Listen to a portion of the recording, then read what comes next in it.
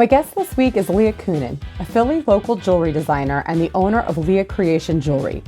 Leah strives to make more space for other queer, female, and femme creators, and she is passionate about repurposing objects, helping to shrink Trash Island, contributing to making our planet sustainable and beautiful for the future. Leah and I met over 10 years ago when we were both in very different stages of our lives. We had the opportunity to work together when I commissioned her to design my engagement ring and wedding band. I distinctly remember her asking me, "What inspires you?" when we first sat down to talk about the creation of my engagement ring, and I loved being able to hear more about her creative process during this interview. When Leah is creating a custom piece, she wants to know the story behind the who and the why. She explains there's a story behind every piece of jewelry. Leah is always fighting for social justice, and she believes you need to put your money where your mouth is. In order to contribute through creation, she offers a category of vinyl accessories from iconic creators, where 50% of the profits go to organizations that empower Black and Brown communities. She's also involved with Philly Loves Bowie Week, taking place in January of 2022. Proceeds from the online auction are donated to pediatric cancer research at CHOP, Children's Hospital of Philadelphia, in memory of David Bowie. With the holidays right around the corner, Leah is currently taking custom orders for both vinyl and fine jewelry. In this episode, you get to hear all about her creative process. As a lifelong Leah Creation customer, I highly recommend working with her. Thanks for listening and enjoy the following episode, Inspiration Sparks Creation with Leah Coonan. My guest today is local South Philadelphia jewelry designer and owner of Leah Creation Jewelry. Leah Coonan is here with me today. Hey, Leah, how's it going? Hi, MG. How are you? Beautiful. I am decked out in all of my Leah creation today. So for my audio listeners, you can't see all of the amazing work that Leah has put together just for me. It's but true, for actually. our YouTube viewers, custom made engagement and wedding ring, as well as, your signature records. I've got my Eagles logo earrings. And then for the 2020 election, I've got my Biden Harris Vote 2020 shirt. It worked. The reason he won was thanks to your t-shirt. So yeah, thank you for your I know service. there was a plan. I had to do something for the campaign. Really appreciate it. So yeah.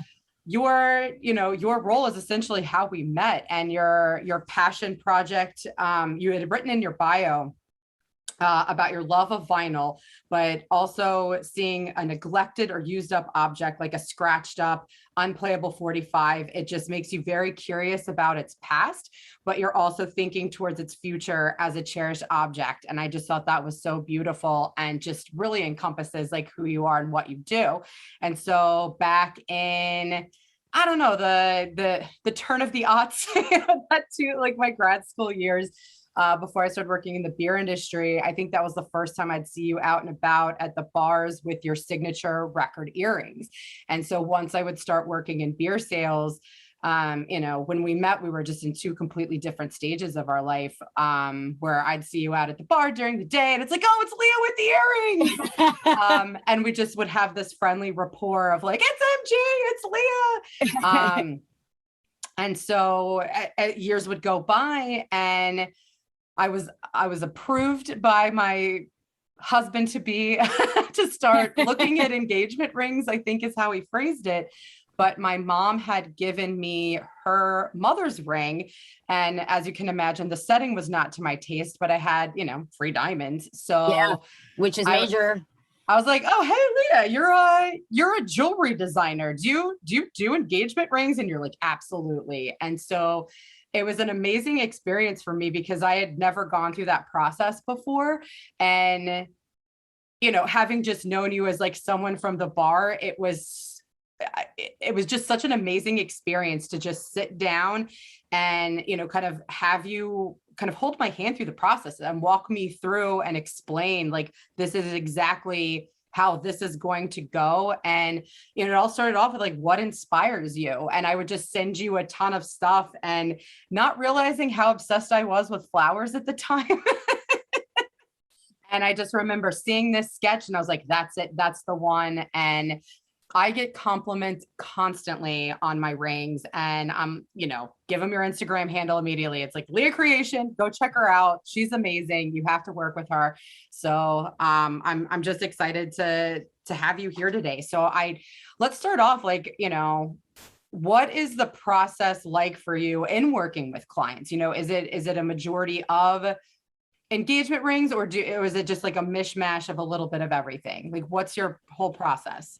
Well, it is a little bit of everything. I mean, depending on the season, engagement season and wedding season, that's going to fit in. But I know a little bit about that.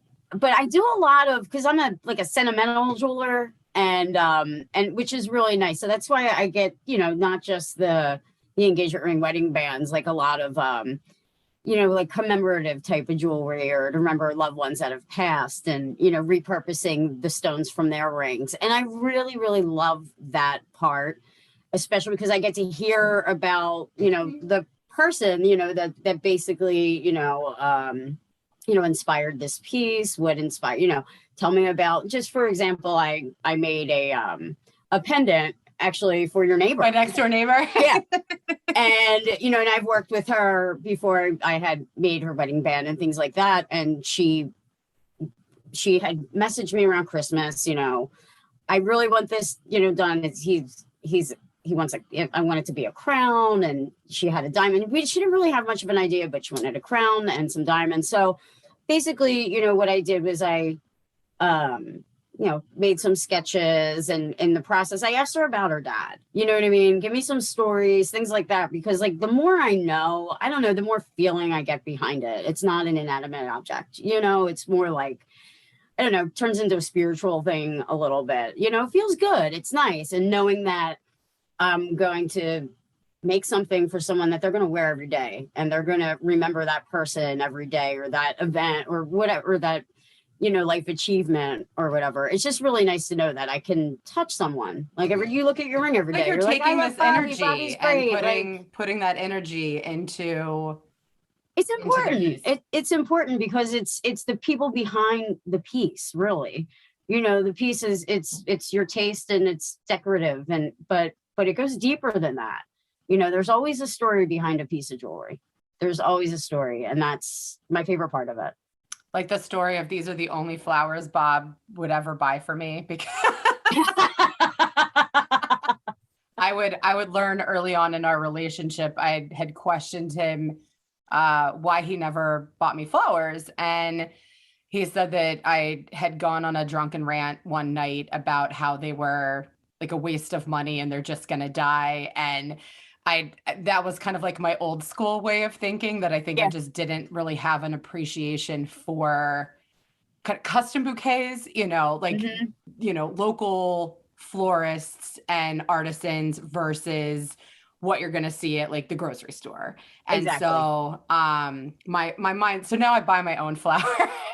That make me I think happy. It's something we grow into, because I grew into that too. And now I'm a gardener now too. I have so many different appreciations towards so many things I never thought I would before. Now I just absolutely all of it. So, and with your record earrings, where did that all come from? You obviously have a love of vinyl. I think you had mentioned in your bio that you started in 2009. Yeah. So when the recession hit, really. Oh yeah. I had to think on my toes. Well, it wasn't even I didn't even start making them to make money. It was basically, I needed something to do. I needed a creative outlet, because with the recession, people weren't buying the fine jewelry, gold, I probably was up. I can't remember, but I know everything was a mess. And that's probably about 10 years into when I really started, so I was doing it for about 10 years of fine jewelry, and, learning in the first portion of it, and then branching on my own. And I was I knew what I was doing, and everything was great. You know what I mean? I was this is it. I'm going to have a hot tub in 5 years. And then that happened. I'm oh, you were speaking my exact experience as MG, the venue specialist, and COVID. I know you're like fly high. And you're like, guess not. Yeah. You know, and okay. All right. but you know, I didn't let it get me down. And at that point, I forget what I did to supplement. Would it be dog walking or serving? I had so many jobs where I'm an artist. You know what I mean? You have to feed your passion, and it's usually with crappy jobs that always, you know, bring you to the best people. Anyway, in that time, I really didn't, you know, I wasn't feeling motivated to just carve my own waxes and designs, like, because that costs money to make. Like, I can carve waxes till the cows come home, but you need money to make it in the metal, you know? Right. So, I like to experiment, and I used to decorate my room with old records. So they were like the 78 ones, the real thick ones. They're probably like from the 20s. Not the 45s with the big hole, and not the 33 and a half that, you know, the albums. It's like it's an older record. You find just like a lot of orchestra stuff, whatever. But anyway, I decorated my room with them, and I had packed them away, and I had moved, and some of them, they're very fragile and they broke. And I had them in my art stuff. I guess I planned on using them someday for something. And I was like, oh, let me see how this works. So I started cutting into it and see how that material behaved. And I started grinding away at it. And I was like, this is fun, but it doesn't smell very good. Like, this is from like the 20s. So, you know, this could probably cause cancer as I'm doing it. You know, that's another story later, not related. Ooh, good. I'm not related.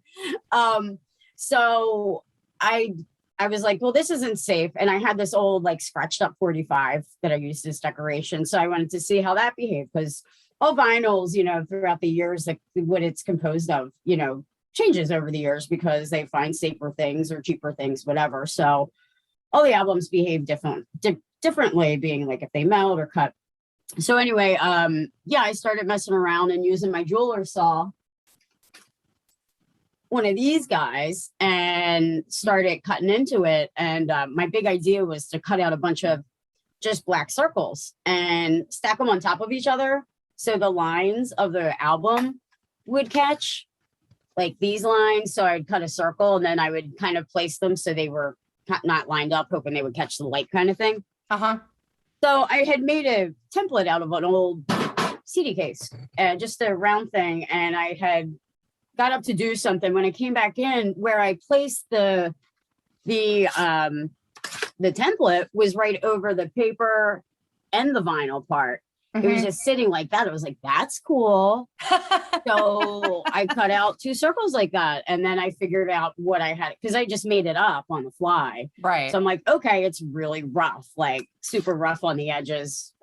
Viewers, you can see this, but listeners, you can't. It's just when you cut in vinyl, it's just really sharp and jagged. So you have to sand it down. And, you know, I used to hand file it. Then I started using my flex shaft, you know, with my like attachment, like a Dremel kind of thing. And then, you know, and then I graduated to getting like a sanding kind of thing or whatever. So it, you know, it makes the process, because I do a lot of like wholesale things now.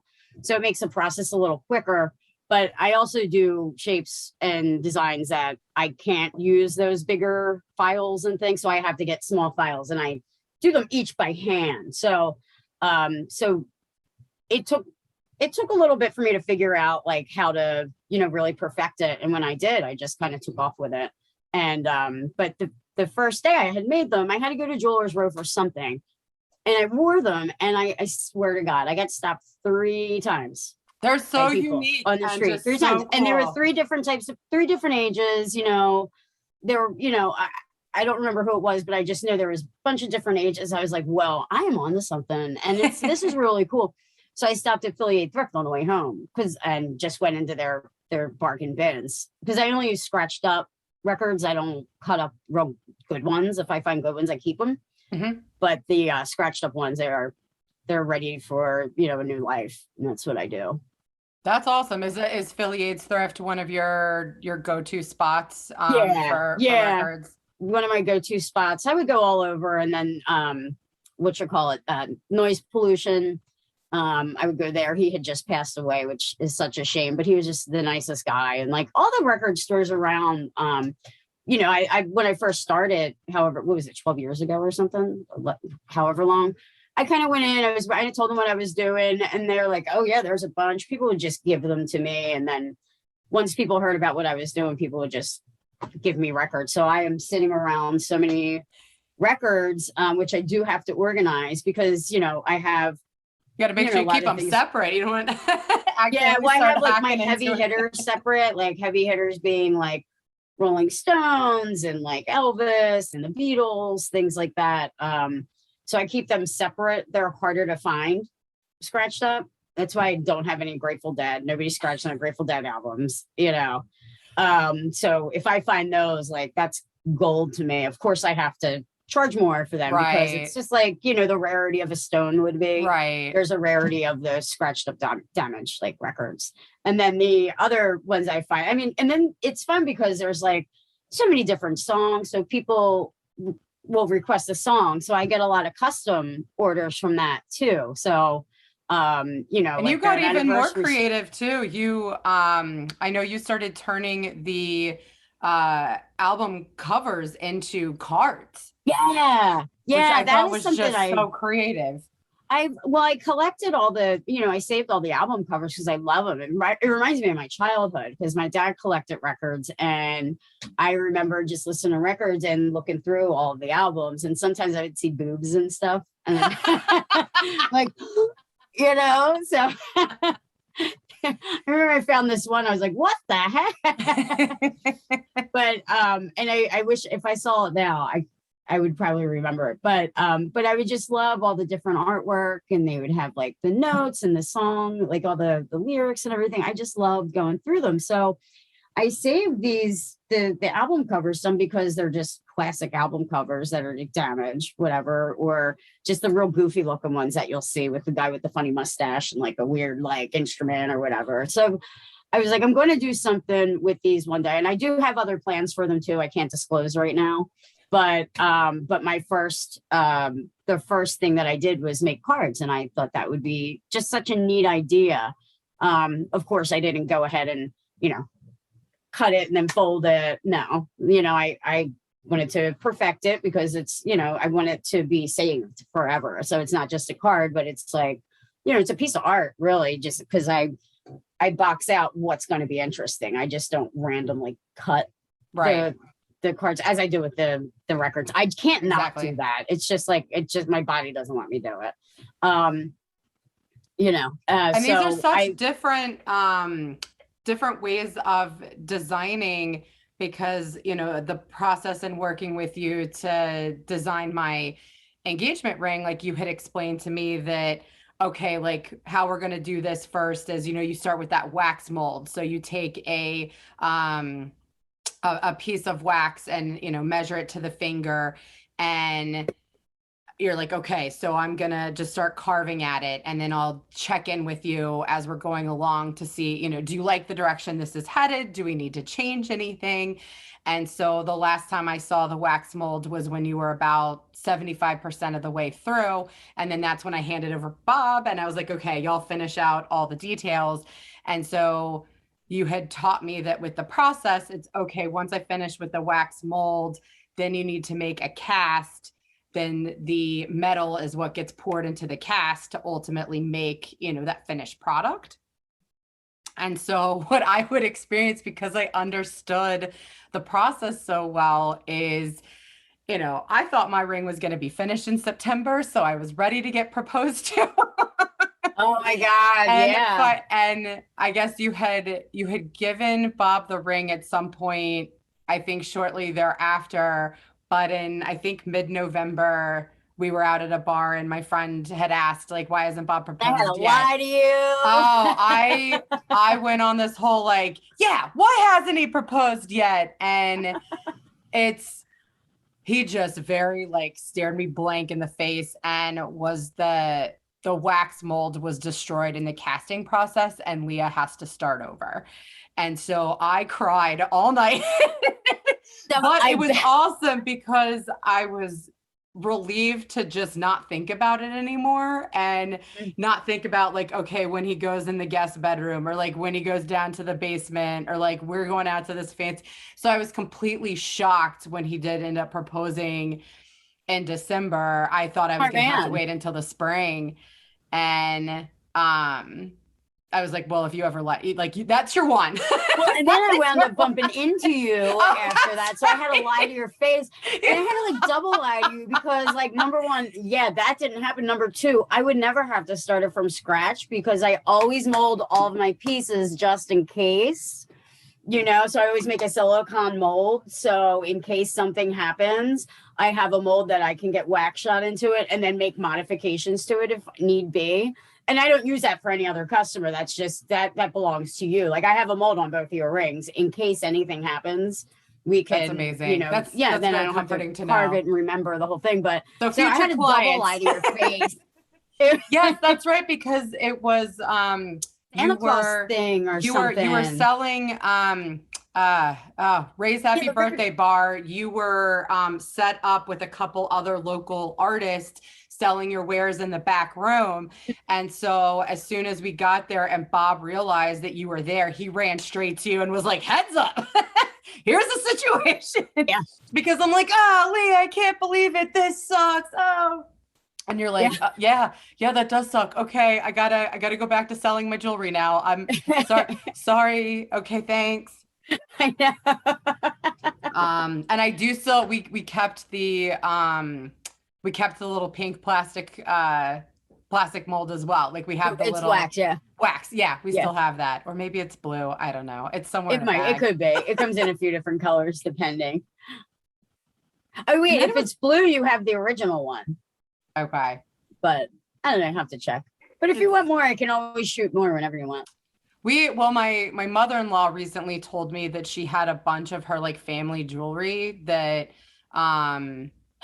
she gave me the whole, I think she's like, I meant to, I wish I could give this to your grandchildren, but since that's not going to happen.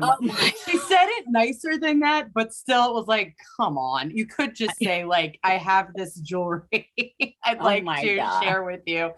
But I told her I was, happy to go through it because, right away I thought, of your work with my next door neighbor, Sarah, that, you can take these pieces and turn them into something that means something. So while, it is her family that I don't know, like there could be some really cool options, I just have to go through it and see what it is. But no, you just never know. Cause that's a fun part of it, making a new home for it, I love it. That's the best part. Like when I first started out, people had more money and people were buying diamonds, and that was great because I was making money, you know what I mean? And so I didn't have a lot of people really wanting to bring old stones to me.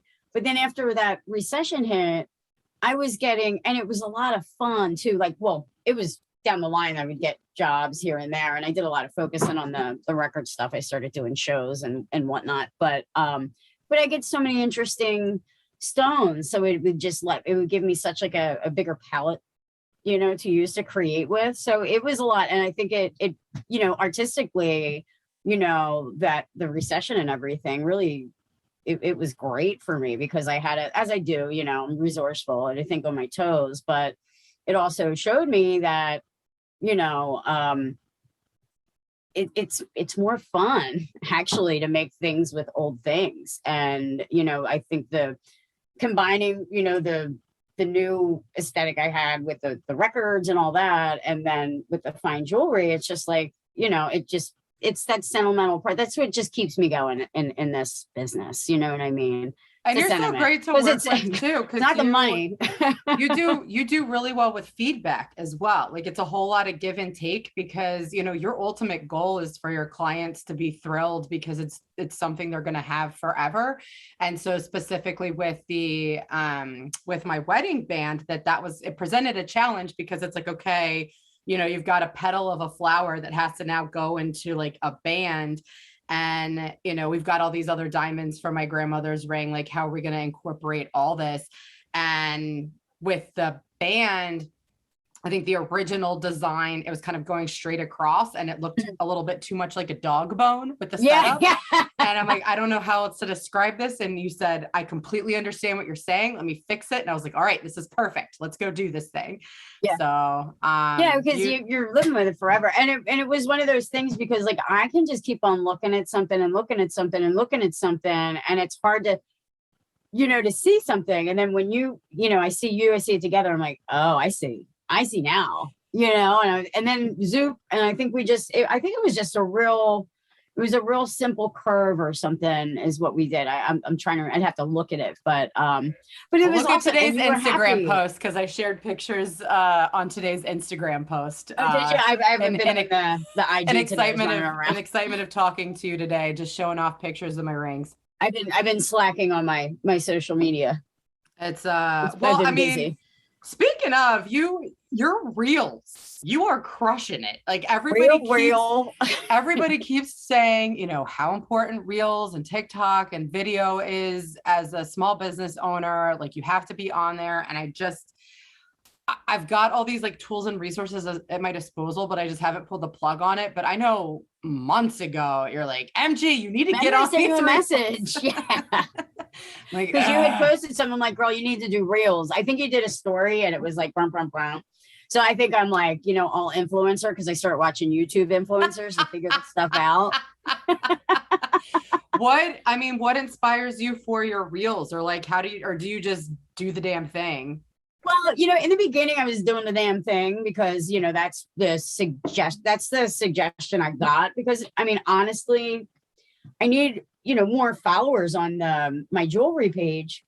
So I have more eyes on my stuff. I think there's a whole algorithm thing. Like, so what posed a problem was I had my personal page, which I used for my personal and my jewelry. And I finally pulled the pin and made a Leah Creation Jewelry page. So people could just see what's going on in my jewelry life, be it my jewelry stuff or jewelry things in my life, and not like a bunch of kids, So I have almost 1,000 followers on my personal page, and I had gotten, did the jewelry page, and it was just super stagnant. So I was like, I need some outside help. So I popped on YouTube like a good millennial and saw what they were up to. And the one girl said, Katie Steckley, I think her name was, she's pretty good. She's entertaining. And it was a lot of help. She's like, you need to do these things every day, just to reach people.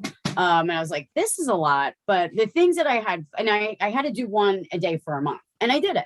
I gave myself a challenge and I did it. And it really showed me how to use the tool and really get creative and think outside the box rather than constantly putting up a whole bunch of process videos, which is my main thing that I like to do. I want people to see a little bit of the behind the scenes because I think it's fun and I want to share that with people, but I can't keep on doing process videos, which I love, and I can do different things, but I also want people to know who I am too, Very behind important. the jewelry, because it's more than just I'm not a robot making something, you know what I mean? I have interests, I have, quirks and I do cool things and I like to share that too. So it's just that personal thing.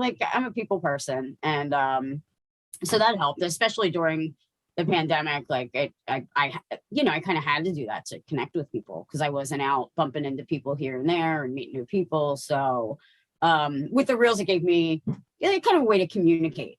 But yeah, because you're probably not doing a whole lot of Zoom calls.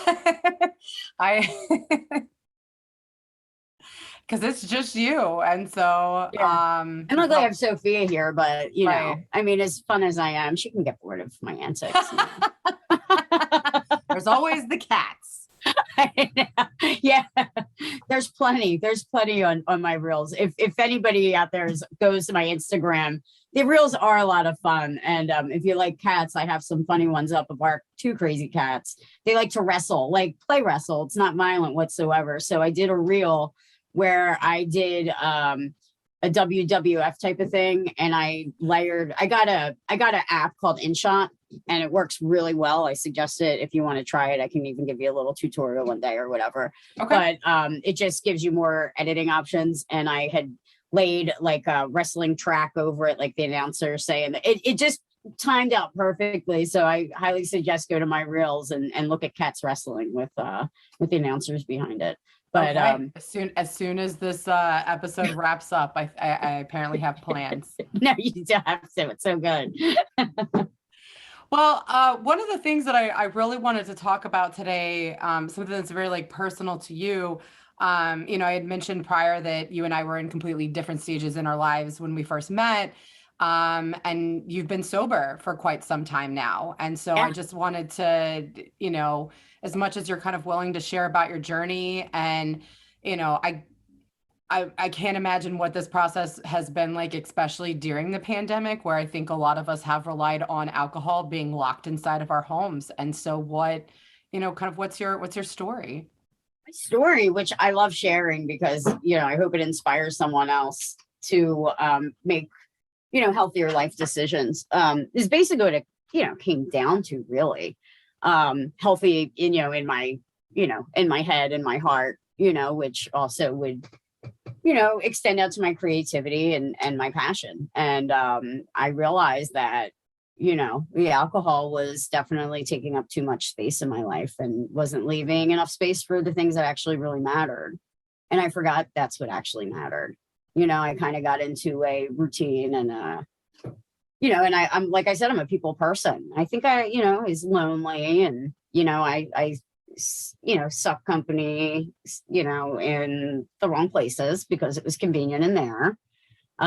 Great places, great people, but just not something I have to do as often I was doing it. And, there's things that, I did a lot of reflecting and, the person I was in love with, that's what really just like opened my eyes up when they're like, you can have this life but I can't be a part of it. And I'm like, wow. And I was crushed, and I didn't understand that either because I was still in like a fog and I just wasn't happy. I was like, why am I doing this? So I stopped. So on April 20th, 2 years ago, I was like, I'm done. I went to some meetings here and there. Mm-hmm, mm-hmm. I did a lot of soul searching, did a lot of creating. That's when I came up with the album cover cards like these. So I had so many projects that I would talk about, but I wouldn't do it. I would talk about to the people at the bar, but I wasn't doing it. I wasn't feeding my creative soul, and I got my creative soul back. And once I got that back, I couldn't imagine giving that up for anything, for a cheap special or whatever. It's just like, now it turns my stomach to think about, honestly. But I had my fun. I had my time. Some people can do it. I just didn't know when to stop. Mm-hmm. It was just like, good time gal. And then you get into, it just got habitual, Mm-hmm. and I thank the spirits above and my strength every day and the patience of the ones I love, over the years and everything. And just for, that this is happening, it's really great. So, what it did was it just like my spark came back, my creativity came back. I thought I needed alcohol so I could talk to people. I'm like, are you kidding me? Like, I don't need, my sister always said, she's like, people drink just to be like you when you're sober. Like, like I don't understand, and then, basically what I do is I kind of, I buried myself like back into my jewelry bench and just kind of started small. Like I didn't stop making jewelry and I was in the middle of like custom pieces and everything, but I was doing the bare minimum of work, because I felt like crap all the time and the bare minimum's like not enough. And I'm kind of an overachiever, I've realized, in this new phase of my life. And it's great. It's just like, I don't have time to drink now because I have so many things going on. I have so many projects and, so many things I wish I could talk about right now, but I can't, but soon enough they'll be talked about. But, well, and one of the creative things that you came up with during the pandemic was these shirts. Like, I guess, how did these Vote shirts come to be? Because you had not done like clothing before. Like, this was your first foray into clothing. Yeah, that came about because I was honestly, the pandemic really hit me hard. Not the virus of it. I think the social virus of it, and just like how that it was just really. It was a really tough time for me. It's just like, because I do love people and I always see the best in people, but then I really saw the worst in people and I saw a lot of ignorance. And at the time, so me and Sophia, to get back there, if everybody's on the edge of their seats, me and my girlfriend are very happy and live together and came back, 2 months after. And it took me some work to get her back and gain the trust, but you're super happy and wonderful. But anyway, so Sophia, we were living apart at the time, getting ready to move in together, and she lived above Tria, right at 18th and Sansom. But it's like she was right in the thick of it, and people were just walking around like with their masks around their chins, and just like it was just like a free-for-all. And basically to walk out of her apartment, you had to basically walk through a restaurant, you know, because the restaurant was there. And then you see people on the streets, and people aren't doing what, you know, that's a very congested area in and of itself. I was just stressed out. And then what was going on with all, like, you know, all the George Floyd stuff, and like, you know, and actually like stopping and listening, and then realizing what's actually going on in the world. Like that was just like boom, boom, boom. Like, oh my God, like how is it, you know? So it tapped into a part of me that I couldn't really express. I had nobody really talked to, you know, because, you know, I talked to Sophia or whoever, or my mom on the phone, but I started drawing again because I was stressed out. I was never a huge drawer. I was a big doodler in school, you know, that's what my notebooks look like. But so I started doodling again, and I just started drawing these stick figures, and you know, not wearing their mask correctly, or, you know, I had a bunch of things, and I've drawn a couple Trump caricatures and things like that that made me feel better. And so I started getting into it. And then one day I had made those, the image of him, and you know, with their hands up, and it was just in my head. So I kind of just sketched it real quick. I was like, that's cool. So I posted it, and Sophia's mom like, you should make that a t-shirt. That's really good. My mom's like, you should make that a t-shirt. That's really good. I'm like, I don't know if I'm ready to, you know, do this whole t-shirt thing. But then I got super into it. You know, I had contacted my friend Marlene because I knew Photoshop, but not as good as I should. And it was kind of a time crunch kind of thing. So I had sent her the drawing, and she went in with the pen tool and fixed it up for me. But within that time, I taught myself the pen tool after that, because I started making stickers and things, whatever. But so that's how that came about. And I basically just kind of put it out on like Instagram, Facebook, like, would somebody want these? And I responded immediately. Yeah, and people did. People did. I have some left if anybody needs any, half price. But I sold like a bunch. I think I only have like maybe like 20 left out of like 100. So that's pretty good for the first time ever, you know, doing a t-shirt thing or whatever. Yeah. And it was just like, it was a fun project just to keep my mind off of everything. But so that's how that came about, me like drawing again. And I had made, I have it sitting right here, like, you know, I like my band Fish or whatever. So I had made a sticker with the masks on them. So I kind of got into I made like a little style up with like no eyes and things. So I kind of went with that and just started having fun with that. I want to do a little like online gallery show one day of like all my pandemic pictures or something, when, you know, just put another project on my list, but that would be fun. Turn it into a reel. Well, speaking of Fish, I know you're a huge Fish fan, and they just came through town recently. So I used to joke that my favorite time of year was whenever Fish was coming to Philadelphia when I was in beer sales, because all of the beer reps would go to the Fish show and I could just go clean up and sell a bunch of beer that day. You also custom designed some shoes based on your love of Fish. Am I saying that correctly? Yeah. Well, actually the shoes, based on my love of Fish. So I had cervical cancer 3 years ago, and it was caught. I'm good. They did what they needed to do. Like, I'm nice and healthy. I go to all my follow-ups, but what it left me with was lymphedema. Basically, it just kind of swells you up, and you have to wear these special sexy socks all the time. And along with doing massages and everything. But I'm super into self-care now. Like, I actually do yoga in the morning. Like, I found myself I went and saw Fish at Hershey. I saw them in AC, but I saw them in Hershey like the week before, and I didn't do my yoga in the morning because I had packed everything up because I was vending or whatever, and I missed my yoga, and I'm dancing. And I was like, and I stopped, I stretched. I'm like, oh my God. I said something to my friend. I was like, I wish I did my yoga this morning. I can't believe that. And then a new friend of ours started laughing at me because she's around my age too. They're like, yep, me too. And I'm like, oh my God. Gotta do those stretches. But anyway, yeah. So I have to wear these special socks, and they're like, they just bum me out, and especially like with wearing shorts and it's hot out. It's just, I'm short, so it kind of looks weird.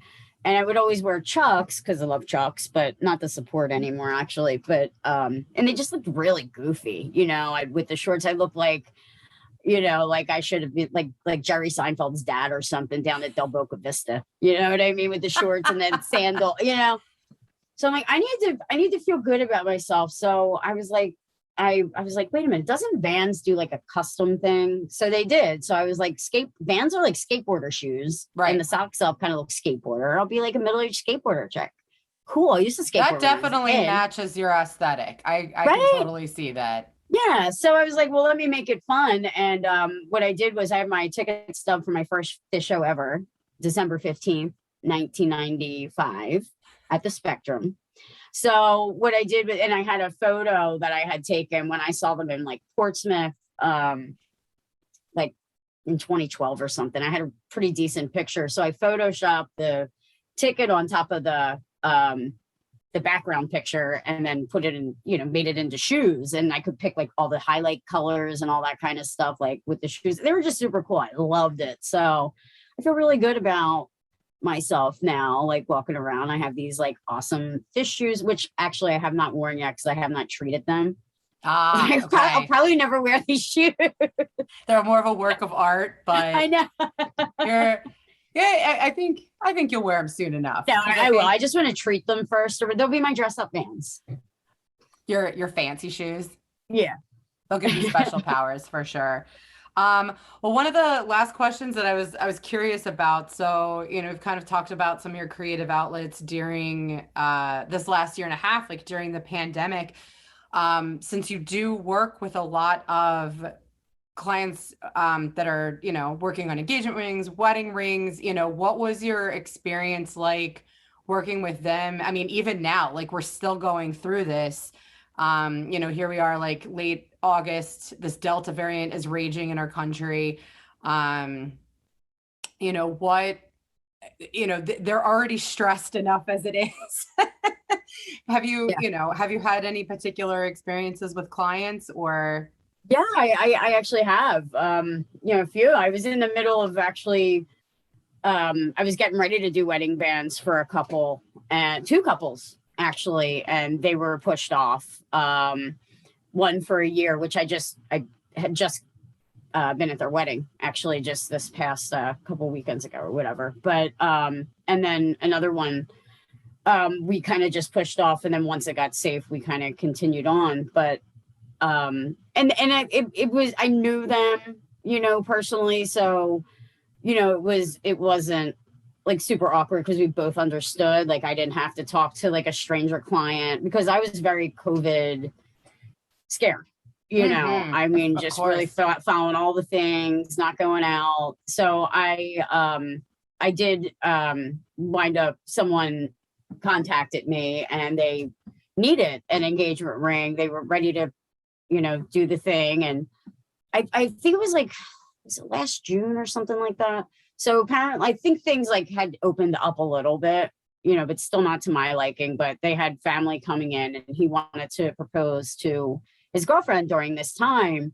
And he contacted me, and I think I only had like 3 weeks to a month to do this ring. Wow, that is a short turnaround. I like a challenge, and I feel you on that. Why one. not? And I'm a yes girl. I'm a procrastinator, and so if you give me a deadline, like I will hustle. Oh yeah, I'm like, that's my thing. Like, so, and it was an interesting thing. So to meet him, so we had to meet outside. I've never had to do, I mean, everything took place outside because we couldn't really be inside because it was still like new and I was freaked out. So our first meeting, we met at the Fleischer Park or whatever. Oh yeah. We sat outside, and I didn't even know his deadline until like we kind of emailed back and forth, and he gave me some parameters, like he had given her a promise ring and he wanted it to kind of look like that. And she's an art teacher, so he wanted the primary colors in with the ring. So, blue, red, yellow. And he wanted it, I think, white gold. There was something else. So I'm like, okay. So I did these sketches. So it turned out beautiful. I wound up finding him a gorgeous, I think it was like a carat heart sapphire. There was hearts on the promise ring. And so anyway, the ring turned out really great, and he liked the designs that I did. And then after he came with cash, like he was ready. He was serious. Like he's like, I really need this done. I want our parents to be there because I don't know when we're going to see them again. Yeah. Like that kind of thing. And I was like, I get that. I mean, he was ready. I was like, put your money away. Like, we got this. So it all worked out great. And for that particular ring, I mean, I do a lot of hand carving, but for this particular ring, we went and did it the CAD route. So I basically did a tech drawing and sent it to my CAD guy. And because some things are just too precise that you just wouldn't want to, he didn't want it by hand. I didn't want to do it by hand. And it turned out great because I had to really match this other promise ring. So it was definitely a design challenge for me, but I definitely killed it. I really did. He was so happy. I videotaped his reaction. It's on my website, which I do now. I videotape reaction to the jewelry. But anyway, it was just so weird. Like every meeting we had was outside. And then when I delivered it to him, we were in the car, and I was in the car and I had the mask on, and he was in there. And I'm videoing it. And as I'm videoing, he takes his mask off and he's opening it up. He's like, oh my God. I'm like freaking out. I'm like, COVID. But anyway, he was super happy, proposed to her. And we were going back and forth on the size, and she had a very small finger. And then before I had, sent it in for the final casting, we were ready. We were rolling with it. We were rushing along. He's like, I think maybe it should be a half a size smaller. I'm like, it's already small, man. I was like, I don't think so. And I'm pretty sure, I had it I was like, you said this side, and it's like, okay. And I should have erred on the side of me being right, which, who knows, but you're the professional. And yeah. Because it's easier to size it down than size it up, one thing. But the other thing is, like, I've never met her before, so I didn't know. Right. And he gave me her promise ring, but the promise ring, the shank, the bottom of the ring was split open, so I couldn't get a reading on the size. So I kind of went with it. So I had sized down the model, and she loved it. I got a call. They were super happy. And then the next day I got a call. It was like a Saturday night at like 10 o'clock or something. She's like, when can we get this size? It's too small. I'm like, oh, well, I won't be able to do anything till whatever it was, Tuesday or something. And then the next morning, she's like, it's stuck on my finger. My finger's swollen. I'm like, what? I was like, was it hard to get on? She's like, yeah, but I loved it. So I was like, please send me a picture. Do that. You know what I mean? So her finger was like, because she was messing with it and trying to pull it off. So her ring was stuck on her finger, and my head, I'm like, oh my God. Okay, this is what we're going to do. So I'm like, ice your finger, hold your finger over your head, let it rest, get Windex. I mean, I'm like checking back with her. She's checking back with me. I mean, because the other option is go to the hospital and get it cut off. But when they do that, it mangles the ring. So I know, and I was looking at it, like, I know it was just from being irritated, but I'm sweating. You know what I mean? I'm just feeling bad for this poor kid. You know what I mean? And this girl with her ring stuck on the finger. And then, so then they text me. She's like, Chuck had an idea to, while icing it, maybe put a hot hair dryer on my finger to shrink it. I was like, that'll burn your finger because it's metal. First, I was like, your finger will expand. That ring will get hot. Well, please don't listen to me. Please. So we probably were in contact for like 5 hours back and forth, making sure that she was okay. And she finally got it off because she stopped messing. Because if that ever happens, audience, it went on, you're going to get it off. The more you mess with it, you're just going to, swell your finger and that knuckle. The best thing to do is like relax it for a little bit. Try some Windex on it first, and then usually that'll help slip it off. If not, if you're messing with it and it's swollen, ice your finger, hold it above your head, 5-minute intervals, and keep on doing that till the swelling gets down. And that's what she did. And everything was fine. And she brought it to me, and She was sweet. She was the cutest thing. She's an art teacher. She was a ceramicist, and I love pottery. And like, she was just wonderful. It all worked out. We got it sized, and they should be getting, I think they're getting married October 2022. And she's already sent me some ideas and designs and stuff. So That's awesome. Do you know if so they that have was a fun venue? pandemic thing, because then that's the other thing. We couldn't really have too much contact during that. So it was just like, it was just really awkward, but it did open up a lot of things for my business that I never really thought were possible, because I've been doing a lot more virtual appointments and things. I have, people that travel for work, work in the movie industry, things like that. And they're not in Philly all the time. So we started doing the process, via Zoom or FaceTime. And, and you just come up with creative ways, and it really opened up the business, and I can reach more people that way too. So it was a challenge, but you make it work. You make it work. There's always, some sunshine through the clouds. You just got to look hard to find it. And, Well said. Well, Leah, tell me about your favorite venue. It could be anywhere in the world. This can also include Dollywood. I know you're where you just returned back from vacation, and you've got your What Would Dolly Do shirt on today. Yeah, that would not be my favorite venue.